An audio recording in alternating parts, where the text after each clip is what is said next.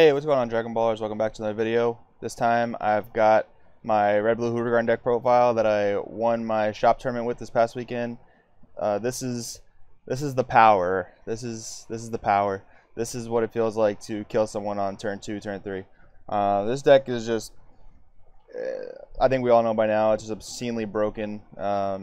Red-blue is just easily the best color combination in the game right now. Like, all the blue cards are incredibly strong support. All the red cards are just bombs, but I think I'm going to save a little bit more on that for like a state of the game video. So we'll just get into the deck profile. So we're running the Hirudegarn leader. New leader I set 4 on the front side. When he attacks, discard a card, draw 2. So you just see so many cards in your deck, which is really awesome. You can discard dead things to draw things that will help you kill your opponent, things like that. And this leader never really flips unless it's absolutely necessary. So you're never going to flip unless you are like really needing to extend your plays by untapping 2 to push for game, or by the same token, like you want to extend your plays to win the game, and you have your 4 energy to proc your leader's backside effect. So you're really never going to flip unless you need to. Like there's plenty of games you're going to win without ever flipping your leader. So yeah, you really only need to if like you're being pushed on defense a lot, or if you're ready to win the game by untapping 2. So yeah, you just see so many cards on your front side. That's the best side to be on, honestly. And then when you're at 4 energy, you just flip over and make your opponent top deck a card. So there's that. Now we'll get into the main deck. We got 2 Mirror Creator Absorbed.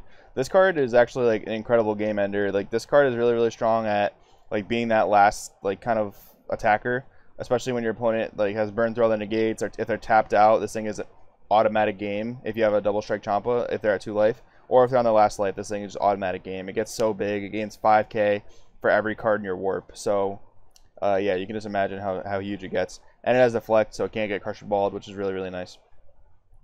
So, and we have 2 Scientist Fu. The amount of stuff you discard in this deck, it's very easy to drop like 2 to 3 of these in a game if it gets that far. Definitely 2, but yeah, like Scientist Fu is just one of the best game enders in the game. I say this all the time. 4 Legendary Flute. We're playing 1 drop out deck. Flute is just broken in that thing. Lets you recycle your 1 drops, draw cards. You just see so many cards in this deck with all the card draw. It's pretty incredible. You really will always see what you need.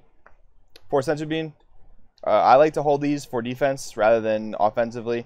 Like if I need it to extend my plays, I'll use it. But I'd rather like combo the Unyielding Spirit Trunks on offense and hold the beans for defense, because like you drop 1, 2, maybe 3 beans on your leader when your opponent's on their clapback.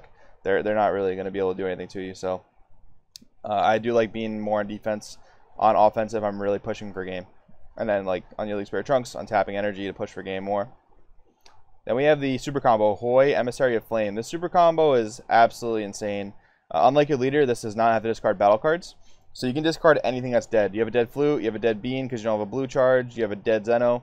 You just discard it, draw 2. It's so strong. It's so great for defense, like helping you dig for things to really survive. And then, like, on the clapback, just killing your opponent.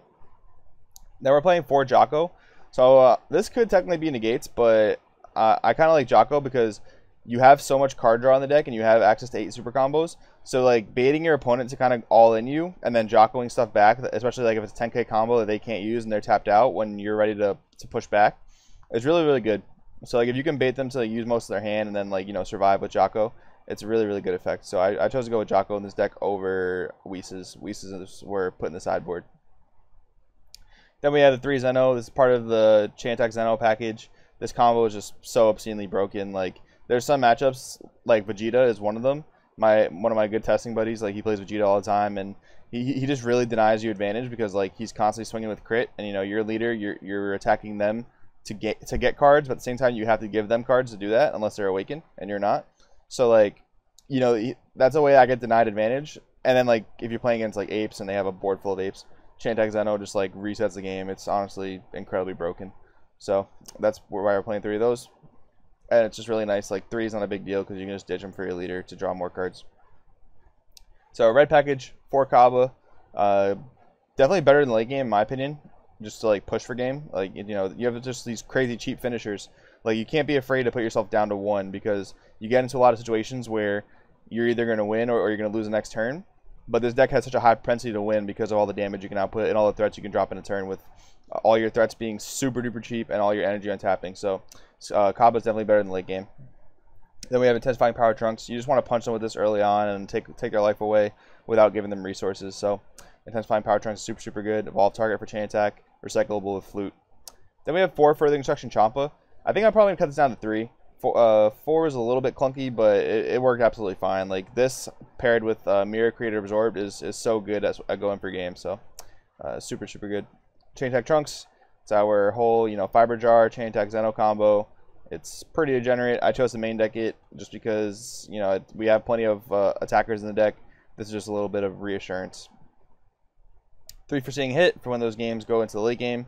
3 might be a little much. Could potentially go down to 2. But I don't necessarily know what else I'd put in this deck as of right now. So 3 is fine. It's just early charge. And then if you get to that late game, this card is literally just one of the best bombs in red. So you just drop it, rip their hand apart, and then go for game. Then we have the 4 Unbreakable Sun Goku. Pretty nice on defense, especially paired with like Senzu Bean. So you keep the 1 blue up, you Senzu Bean, then you drop this for another 10k pump, draw a card, and then it helps push for game on offense. And you're fine charging it as a red energy because you have access to your Hoys. So yeah, this is definitely one of the premier decks in the meta. It's super, super strong. Killing your opponent when they can't really do too much about it is just really, really strong. So yeah, the format is so fast, and that is because of a deck like this. So yeah, definitely going to be something I'm toying around with in the future. This like I said, this is the power. This is what it's like to go beyond a Super Saiyan. So yeah, this deck's really, really strong. So yeah, let me know what you think about the deck. Let me know what you think about the meta right now. Let me know if you like it, if you dislike it. I personally like it more than Shugesh format, but only slightly because this kind of stuff's still a little stupid. It's pretty unbalanced. It's way too strong, but it wins, so we got to play it. So there it is. So yeah, guys, let me know what you think about the deck. This is Joey from CrossFit TCG, and I'll see you next time.